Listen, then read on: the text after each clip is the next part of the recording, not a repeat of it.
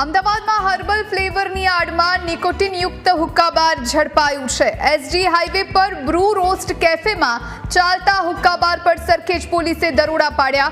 50,000ના ભાડા પેટે આણંદનો Justin Pereira નામનો વ્યક્તિ હુક્કાબાર ચલાવતો હતો। દરોડા દરમિયાન 13 જેટલા હુક્કા અને 13 હુક્કાની ફ્લેવર ઝડપાઈ। હુક્કાબારના માલિક દિવ્યરાજસિંહ ચાવડા, હામિદ તેમજ વિનય તિવારી હાલ ભૂગર્ભમાં ઉતર્યા। સરખેજ પોલીસે ગુનો દાખલ કરી અને વધુ તપાસ હાથ ધરી છે। તો આ હુક્કાબાર પર દરોડાની કામગીરી કરવામાં આવી છે। અમદાવાદમાં હર્બલ ફ્લેવરની આડમાં નિકોટિનયુક્ત હુક્કાબાર ઝડપાયું। એસજી હાઈવે પર બ્રૂ રોસ્ટ કેફેમાં ચાલતા હુક્કાબાર પર સરખેજ પોલીસે દરોડાની કામગીરી કરી છે। 50,000ના ભાડા પેટે આણંદનો જસ્ટિન પરેરા નામનો આ વ્યક્તિ કે જે હુક્કાબાર ચલાવતો હતો। દરોડા દરમિયાન 13 જેટલા હુક્કા જપ્ત કરવામાં આવ્યા છે। આ સાથે 13 જેટલી ફ્લેવર્સ પણ ઝડપાઈ છે। હુક્કાબારના માલિક દિવ્યરાજસિંહ ચાવડા, હામિદ તેમજ વિનયની પોલીસ હાલ તપાસ કરી રહી છે। જોકે તેઓ ભૂગર્ભમાં ઉતર્યા છે। સરખેજ પોલીસે ગુનો દાખલ કરી અને વધુ તપાસ હાથ ધરી છે। સંવાદદાતા મિહિર સોલંકી ફોનલાઈન પર જોડાયા છે। મિહિર, અમદાવાદમાં હર્બલ ફ્લેવરની આડમાં નિકોટિનયુક્ત હુક્કાબાર ઝડપાયું છે, કઈ રીતની કામગીરી પોલીસ દ્વારા?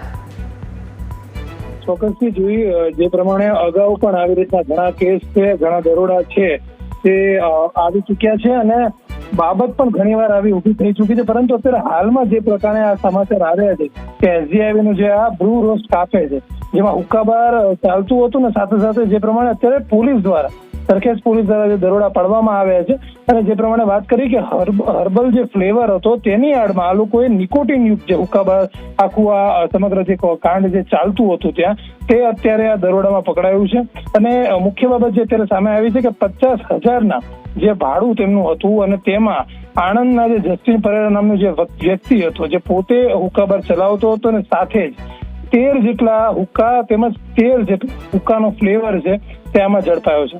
અને હાલમાં મુખ્ય અત્યારે વાત એ પણ સામે આવે છે કે જે માલિક હતો આ હુક્કાબારનો, જેનું નામ દિવ્યરાજસિંહ ચાવડા છે અને હામિદ, જે બંને નામના જે વ્યક્તિ છે તે બંને લોકો અત્યારે હાલમાં ભૂગર્ભમાં છુપાઈ ગયા છે ક્યાંક ને ક્યાંક। જે વિનય તિવારી કરીને છે તે તેમનો સાથી હતો, તે ત્રણેય લોકો અત્યારે હાલમાં ક્યાંક ને ક્યાંક સમગ્ર આ કાંડ બહાર આવ્યા છે। તેના કારણે તે મામલાથી દૂર થવા માટે અત્યારે પોલીસની નજરથી તે દૂર જતા રહ્યા છે। એટલે હાલમાં સમગ્ર આ મામલો સામે આવ્યો છે। સમગ્ર કાર્યવાહી સરખેજ પોલીસ હવે ધીરે ધીરે કાર્યવાહીની સાથે જ જેટલા લોકો હાલમાં પકડવામાં આવ્યા છે તેમની પાસેથી બાકીની જે તપાસ છે, જે વિગત છે તે લેશે અને જે ટીમ આખી ઊભી કરીને ત્યારબાદ જેટલા લોકો અત્યારે હાલમાં ગાયબ છે તે બધાને જ હવે ધીરે ધીરે પકડવામાં આવશે। જુહી, મિહિર, આભાર આપનો જાણકારી આપવા માટે।